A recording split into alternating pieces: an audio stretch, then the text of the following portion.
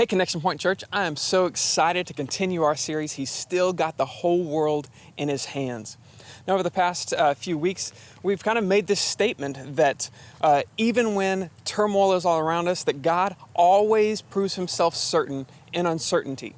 And so today I want to go into the Old Testament and I want to show you how powerful our God is. We're going to look at what is one of my favorite stories. It's so awesome. It's actually in the Bible twice. It's in 2 Kings 18 and 19 and in Isaiah 36 and 37, which is where we're going to be today. Now, the thing I like about this story is, have you ever felt like maybe you don't want to call upon the name of God in front of people? Like maybe you're kind of scared that you could make God look bad if you're praying too big of prayers or you're asking Him to do too much?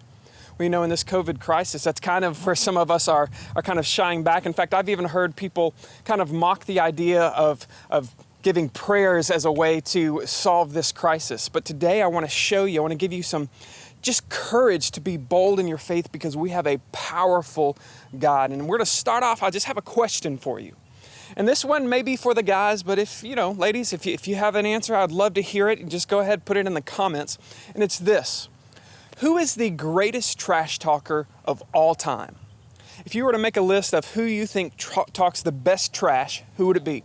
Now for me, you might, Muhammad Ali, good. Michael Jordan was pretty good. One of my favorites, Gary Payton, pretty good. Also, Conor McGregor is kind of a one that right now comes to mind. But for me, the all-time greatest would be, Ric Flair. Ric Flair, I think, was the best trash talker. But today I want to introduce you to who is the best trash talker in the Bible. And to set the stage, I want to just read from Isaiah chapter 36. This is what it says. Now, in the 14th year, King Hezekiah, he was the king of Judah, the southern kingdom. King Hezekiah, Sennacherib, king of Assyria, came against the fortified cities of Judah, and he took them. Now, Sennacherib was the king of Assyria, and the Assyrian army was formidable. The Assyrian Empire was a big deal. In fact, they had already crushed the northern empire of Israel. Israel does not exist. There's only the kingdom of Judah in the south, which is two of the remaining tribes, Judah and Benjamin. And King Hezekiah, the king of it, has been paying a tribute to Assyria so that they won't come in and attack him. But God really has stirred in Hezekiah's heart, and so Hezekiah has decided, you know what? We are not going to bow down to the king of Assyria, to Sennacherib. We are going to just trust God. And so this made Sennacherib so mad. He came in and just started squashing cities in Judah. In fact, he crushed 46 cities. And the last city that he crushed before he got to Hezekiah's hometown or where Hezekiah was living in Jerusalem, it was a town called Lachish. It says this. It says, and the king of Assyria sent Rabshakeh. Now, Rabshakeh is a title for basically a bodyguard. He would have been the number one bodyguard, the cupbearer, actually. Now, the cupbearer was kind of like the Secret Service. The cupbearer would be someone who tastes the soup before the king would eat it. So he's kind of the guy that would take a bullet for the king. He's a tough dude. Now, I want you to remember Rabshakeh because I'm going to call him Rabshakeh the trash talker. Rabshakalaka the trash talker. Let's go with that. It rhymes. It flows, okay? Rabshakalaka the trash talker. This guy talks so much noise. Now, Rabshakalaka comes from the city of Lachish, which is kind of like the Fort Worth to our Dallas. So if Jerusalem is Dallas, Lachish is Fort Worth. It's a big city. It's second in the area. The economy is great. It's booming. It's a pretty nice city. You wouldn't think that it would be able to be crushed so easy. But Assyria comes into Lachish and basically demolishes it. They go up to the walls, and I'm standing by a wall. Imagine if your walls are being sieged by a foreign army and you look over the walls, and this is what they would have seen at Lachish. They would look over and they were putting men on pikes that as Assyria would capture men, they would impale them, and then they would put them up on these big pikes. And so you might look over the wall to shoot an arrow or throw a rock at the invading army, and you see your neighbor Johnny just kind of up there. And they were also flaying them alive, and so they were terrified behind the wall. They were terrified. And then as the king sees and he knocks the wall over, he takes the town of Lachish And the next thing that happens is he sends his main trash talker, Rabshakeh, the trash talker, he sends him to Jerusalem. He sends him from Fort Worth to Dallas, and he begins to have a message. And this is the message that he has. He says to King Hezekiah, who's behind the wall in Jerusalem, he says to him, "What are you doing?" This is the Joel paraphrase of starting at verse 4 in Isaiah 36. He says, "Do you even have a strategy here? Or is your strategy just to use words of, hey, go away Assyria? Because that's a bad strategy. And your strategy of calling on other armies to fight your battles because the king of Judah had actually called Egypt, his kind of neighbor country, and said, hey, can you come fight this battle with us?" And Rabshakeh says, "You know what, that's awful. Have you ever actually fought against Israel? Anyone who is friends with Israel, it's like having a broken stick. Every time you try to grab it, it just hurts your own hand. It doesn't even hurt the person you're trying to hit it with." He says that's a horrible strategy. And then his next trash talk is, maybe you're going to just trust in God. Well, that's a great strategy. Every single place that has come up against us has already been destroyed. And they've all said, hey, our God is tough. And we've just burned those gods to the ground. And yet you're going to say your God is the God? That's a crazy thing. He goes on and he says, listen, here's what I'll do. And now he's mocking him. He says, I'll make you a bet. Instead of going to Egypt and asking for horses and asking for warriors, we'll give you 2,000 horses. Assyria, the invading army, says, let me do this. I'll give you 2,000 horses, and I bet you can't even put warriors on those horses. And he says, in fact, you can have your whole army come out against us, and I bet you can't even beat our worst general. And he's just talking trash, so much so that a few guys come over the wall. They come up to Rabshakeh, the trash talker, and they said, hey, shh, can you just keep it down a little bit? Everybody's kind of hearing you. And yet, if you've ever been around a trash talker, used to when I would play basketball, anytime somebody was talking a lot of noise, it would really stir everybody up. And so they try to calm him down. And Rabshakeh, if you tell a trash talker to quit talking trash, what does he do? First thing he's going to do is he's going to talk louder. And so that's what Rabshakeh does. He begins to talk to the people on the other side of the wall, and this is what he says. Now, this is a devastating burn, so to speak. He says, I have come here to talk to all of the people that can hear me, and I need to be talking to them because they're the ones that are doomed to eat their own dung and to drink their own urine. Now, the people from, the leaders from Jerusalem are like, shh, quit saying that. Quit talking like that. Can you use a different language? Can we speak Aramaic instead of Hebrew? Because I don't want all the people to hear that. And then he gets really loud and he begins to start speaking to the people over the wall. And this is what he says. Hey, don't listen to your king Hezekiah. He's going to tell you to trust in the Lord. Do not trust in God. He says again, every single place we have invaded has told us how awesome their God is, and we have destroyed all those gods. And then he says, listen, if you come with me, if you'll just, as they say, bend the knee, if you will bend the knee, then I'm going to give you all that you can want. I'm going to give you vineyards. I'm going to give you your own cisterns. As Lloyd Christmas would say, it's going to be like Aspen. It's going to be a place where the beer flows like wine. He says, it's going to be so awesome if you will just come and just start paying us tribute. Just bow down to the king of Assyria. And all the people get really, really quiet. And they don't know what to do.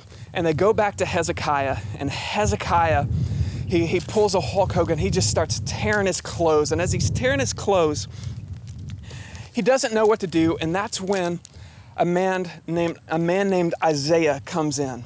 And Isaiah is a prophet. Isaiah can hear from God, but not only can he hear from God, he can speak for God. And Isaiah comes in, and this is what Isaiah says. He says, listen, do not fear. Do not fear Assyria. They have been mocking me, and because they have been mocking God, I will put a spirit in the king of Assyria, and I will send him back the way he came, and eventually he will die in his own land. Now, I can only imagine that this would have been a source of comfort. How many of us have just felt at our lowest point, and then you're like, what's going to happen next? And then you get this word from the Lord, it's going to be okay, it's going to be all right. And it's funny because it's always at that moment when you feel like you've got a word from the Lord, you feel like you finally have a direction of where it's going to go, and then who shows up? Rabshakeh, the trash talker. He comes right back at King Hezekiah, and this is what he says. He says, King Hezekiah, we're getting tired of waiting on you. And he says, you keep calling on God, and it is the wrong thing to do. And you got to understand, at this point, Rabshakeh is a little upset because the Egyptian army actually is coming, and so he's kind of pressed for time now. He doesn't want to fight 2 battles. And so he puts down the ultimatum. He throws down the gauntlet and he says, listen, we're doing this thing. We are coming, and no one has ever been delivered from the nation of Assyria. No God has ever overcome us. And he says, this is the night it's going to happen. And so Hezekiah, now I'm in chapter 37, verse 14. This is really what's amazing to me about this story. Hezekiah comes in, he receives this letter of more trash talk from Rabshakeh, the trash talker. He receives this, and then it says Hezekiah went up into the house, into the temple, the house of the Lord, and he spread the letter before God. And so he takes this, he takes the worst news, he takes the things that he says, I can't do anything, I'm at my wit's end, I can't do anything about this. And he doesn't want to just say, hey, our God's awesome, our God's going to do this, because in the back of his mind, he's kind of thinking, if I put our God out there like all the others have, man, maybe God isn't going to show up. Maybe God can't show up. I don't know, have you even had that thought when people start saying, prayer doesn't work, or, God isn't going to save us from COVID-19 or from this crisis, and God can't save, he can't restore, he's not going to do this. Maybe you've had this thought of, I don't want to be too bold in my faith. Hezekiah's kind of at that moment. And so instead of just talking trash back to Rabshakeh, he goes in and he spreads this letter out, and he says, God, this is what they're saying about you. They're saying you can't work. They're saying you can't do this. And he says, listen, I know I've made mistakes. I know I've been wrong, but Lord, I want you to be honored. This isn't about me. I don't want great things for me, but I can't stand them talking about you like this.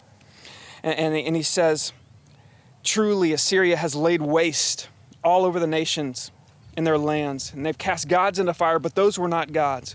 They were simply the work of men's hands and wood and stone. Therefore, they were destroyed. So God, O Lord, save us from the hands, that all the kingdoms of the earth may know that you alone are the Lord. And it's at this moment as he's praying and he's saying, God, show us how awesome you are. Show us what you really can do, that Isaiah comes back in. And Isaiah comes back in, and he's going to talk some trash on behalf of God. And I'll tell you that whenever Rabshakeh talks trash, it's kind of that clever, kind of schoolyard trash talking. But when the Lord talks trash, when Isaiah comes in and speaks for the Lord, it is with authority. It's as if, the king is going to lay down the gauntlet and there's nothing you can do about it. And he begins to say, who are you mocking, Sennacherib? Who are you mocking, Assyria? Do you even know who I am? He says, I've seen what you can do with chariots and with horses, but do you not know that I can tip over the top of the tallest cedar tree? Do you not know that I am the one who created those cedar trees? And then he says, I've been planning this moment from the beginning of days to crash you into heaps of ruin. And he says, I know you're sitting down. I know you're going in and coming out. And because you raged against me, your complacency, your boldness has come to my ears. And so I'm going to put a hook in your nose and a bit in your mouth. And I'm going to drag you back to Assyria, where you came from. And this is what I'm going to do to my people. You've destroyed their fields. You've destroyed the way that they're going to survive. You've taken their jobs. So what I'm going to do is, before you die, you're going to see that they're not going to miss a meal. They're going to have their fields restored, and they're going to have seasons of plentiful harvests. In other words, I'm going to redeem. I'm not just going to save them from this. I'm going to make sure that they are redeemed and restored back to where they were. And here's what's amazing about this. We actually have, from archaeology, we have the account from Assyria, and we know that Assyria had not only defeated Egypt, Assyria had defeated all of the surrounding lands. And when it comes to Jerusalem, they laid siege to it, and Sennacherib even brags about laying siege to it. But for some reason, they don't talk about capturing Jerusalem, because even Assyria admits they never captured Jerusalem. Now, why is that? History says that it never happened. But when you read the biblical account, it's amazing. This is in verse 36 of chapter 37. It says, "That night an angel of the Lord went out and struck down 185,000 in the camps of the Assyrians." All the warriors who were surrounding Jerusalem about to capture it. An angel of the Lord went out, struck down 185,000. And when they arose in the morning, behold, all they saw were dead bodies. And Sennacherib, the king of Assyria, departed and returned home to Nineveh. And then we know that about 20 years later, verse 38 actually happens. As he was worshiping in the house of Nisroch, his god, his sons came in and they struck him down with a sword. In history, the accounts from history tell us that he actually was worshiping when his sons killed him about 20 years after this event. Now, it's so amazing to me that when we have something so powerful, could this really have happened? You know, the Greek historian, who wasn't a believer, he wasn't a Christian, Herodotus, he actually says that on this night, a plague of mice came in and ravaged the Assyrian army. But he said history attested something happens. So when we're thinking about whether or not it's worth our time to spend praying about God, we have an army invading our walls. Maybe we should fight and get the best strategy. But when we look at history and the times where God has proven himself most certain, it's always been when there's this uncertainty and all we can do is call on the Lord. And so this story, more than any story in history, I think, other than the resurrection, is not only attested by history, but it proves the power of our God. And so wherever you are right now, whether it's fear, maybe you're just discouraged that God is moving too slow, I want to encourage you to not give up faith, to trust in God, because he still has the whole world in his hands. Well, y'all, welcome again. We're excited to be here for another Sunday, and today I have a very special guest. I have the First Lady of CPC. I have my wife, Erica. And so, Erica, first of all, thanks for doing this. I really appreciate it. And let's just start off. We just heard a powerful story of God moving in a big way. So I just want to know, what's your reaction to the story? What's your favorite part of the story we just heard? My favorite part was that King Hezekiah just went straight to the temple and went straight to God. You didn't see him get fearful. He just went to God with his big prayer. Yeah, and for me, my favorite part of it is just seeing that God can do big things. That sometimes you get something like a story where an entire city, and this was the city of the entire nation, the biggest city, most powerful nation coming against it, and to see God be able to turn them away, not just be able to turn them away, do it dramatically and predict that he was going to do it. To me, this is just all that you want in a biblical story. And the thing I love about it also is history attests to this story, that we had the Assyrian version of this story, and we know that God did something here that was powerful. Now, as we discuss this, I want to remind y'all that my wife is here not just because she's eye candy and looks beautiful, but it's also because she actually is here for a reason. She represents you. So as we discuss this, I'm going to ask her some questions.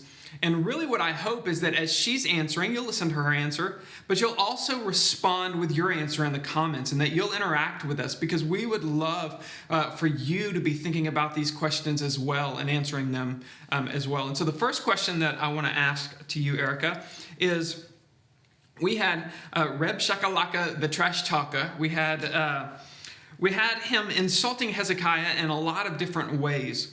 And one of the ways that he insults him is saying, hey, do you even know if God's on your side? Maybe God doesn't even like you. Maybe he's on my side. And so have you ever had doubts about God's goodness, or doubts about his desire to move on your behalf? I have, and especially during this time, back maybe a month ago, I was really questioning God's goodness, because I was focused on the media. I was looking at all the graphs and all the statistics, and I was, getting caught up in that and letting fear just kind of take over me. And so I started asking God, where are you? What are you doing in this? Why are you doing this? And I even pictured him up in heaven just kind of watching it all go down, and it hurt me. And so I had to be intentional about just looking for God and looking for his goodness, because I just felt like there wasn't any. Right. Yeah, I'd be interested to hear how you looked for him and stuff. For me, I know that I've always kind of struggled when I was growing as a Christian. I would struggle with this idea. Every single week when I would go to church, I would be told, God loves me. God loves you, Joel. God loves you. And so I believed that God loved me. But it really was hard for me to believe that God liked me. In other words, I would see God do things in other people's lives, and I would say, of course, because God likes them. But I would always feel as if, even though he loves me and there's things he has to do for me, and I understood he died for my sins and all of those things, but it was hard for me to really believe that he liked me enough and he wanted to move on my behalf. And so it was a process for me as well. That was a huge obstacle to my faith for a while. And so what were some of the things, just out of curiosity, that you did to kind of look for God? Well, I at least every day find one way that God is either working or some way I see his goodness. So I write it down. So even just praises and answer prayers and saying, or like for me, I work with tiny babies. And so seeing a baby born is like, wow, God is working. Yeah. And babies are still being born and life is still happening. And so he is still good. And even though if we're focused on the world and what's going on, I feel like we just see a lot of darkness. But if we look for those things, I feel like we can turn to the light and see goodness. That's awesome. That's very good. Now, one of the things that Reb Shakalaka, the trash talker, kept saying is he kept saying basically that, do you not realize that everything you put your trust in has failed? And he's really kind of setting the kingdom of Judah and Hezekiah up to make God look bad. In other words, he's saying every single nation has said the things you're saying. Every single nation has said that their God is the best, and they've all fallen. Every single nation has put their trust in a leader, and that leader has fallen. And so Hezekiah does something very unusual, but also, I think, very powerful. He goes into the temple with the letter that has these threats against him, these letters that he knows he cannot change, that he cannot fight the Assyrians. They're too strong, too powerful. So he spreads out. That's what the text says, is he spreads out the letter, and he just spreads it before God, and he says, God, this is what they're saying about you, and he lays his soul bare. But what I love about the story is not only does he lay his soul bare, he also prays a bold prayer. He says, God, you have to move. This is yours to move. And so he basically says, God, you need to fight this battle. And so the question I would have, Erica, for you is, first of all, have you ever laid your soul bare before God? Maybe what does that look like? But second of all, after laying your soul bare, did you then have the guts? Sometimes it's hard to pray, hey, God, this is where I'm at. I can't do anything about it. I want you to fix this, and I'm going to pray it boldly so that other people know, even in this hard circumstance, I'm trusting God to fix it. Have you ever laid your soul bare and then put it out there to God to fix that situation? Well, the biggest thing I think of is our son's diabetes. From the beginning, I absolutely was laying my soul bare, just asking God to just help us and help us get through it. But I honestly have never prayed a bold prayer of healing or a miracle of healing for his diabetes. I think just being a medical person, it's never happened that I know of, and almost putting God in a box saying, God can't do this almost, or maybe he won't do it, and just protecting myself from disappointment in that, and just more praying for God to use his disease. Yeah, you pray good things. Like you're praying that God will use him and sustain him. Yeah, and for, his glory to be known because of Clayton's disease. But I have never been like King Hezekiah, where I've just laid it all out there and just expected a miracle. Right. And I think that, I think all of us to some degree kind of struggle with that. I kind of think of it as sometimes I feel like I'm God's PR firm, and that I'm the one that has to make sure that I don't say anything too crazy, put too crazy of expectations on God, because then people might look outside and say, oh, well, God's got to show up then. And if he doesn't, I feel like it's on me. If I prayed this bold prayer and God didn't do it, I'm going to make God look bad to them.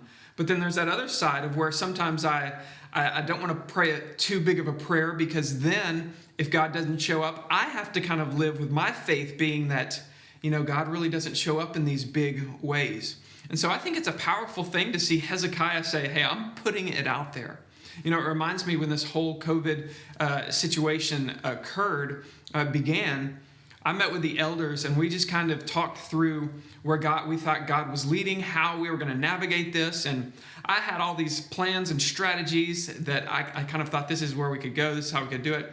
And it was my brother who's an elder, Jeremy, said, I'm just excited. I'm kind of anticipating something big. He said, if God's doing something that's affecting the whole world, I really think we're going to see God do something we have never seen. I think we're going to see a miracle. And as I heard my brother say this and his faith just put it out there, I thought, man, why didn't I default with expecting a miracle, expecting God to reveal himself in a way he maybe has never done in our generation? So It was a powerful moment when I realized I need to be praying big prayers. And one of the things about this story that I love is just the fact that God does prove himself as more powerful than anything anyone has really ever seen. And when he doesn't just say that he is going to protect Israel, he doesn't say he's going to win the battle, which he does. He also says he's going to redeem and restore what they've lost. Because you've got to understand, as Syria came in, they destroyed the fields of Judah, and they destroyed all of the ways that they were going to sustain themselves afterwards. And God said, I'm going to restore those fields as well. In fact, there's a psalm that I'm going to ask you to read, Psalm 126. And Psalm 126 was written, it's a psalm of ascent. And which that basically means is they would go up into the temple, they would recite this psalm. And this is a psalm that was written about the account of the Assyrian invasion of Jerusalem. And so it's about this episode, and it's basically one just praising God for restoring and redeeming and the things that they had lost. And so, Erica, if you would, just read Psalm 126. When the Lord brought back the captives to Zion, we were like men who dreamed. Our mouths were filled with laughter, our tongues with songs of joy. Then it was said among the nations, the Lord has done great things for them. The Lord has done great things for us, and we are filled with joy. Restore our fortunes, O Lord, like streams in the Negev. Those who sow in tears will reap with songs of joy. He who goes out weeping, carrying seeds to sow, will return with songs of joy, carrying sheaves with him. That's great. He says so many powerful things that are going to be restored. He says they're going to be able to dream again. He says they're going to have joy restored, but they're also going to be able to go out and sow in their fields. They're going to have God sustain them. And I know throughout all of this, we're praying that God will save us. In other words, that he's going to provide for us and do all the things he's promised. We in faith believe he's going to save us. But we also need to understand that we can have expectations of God redeeming and restoring some of the things we've lost. And so the question I want to ask you now, Erica, is what are you praising God in faith for that he is going to redeem and restore after he saves us through this time?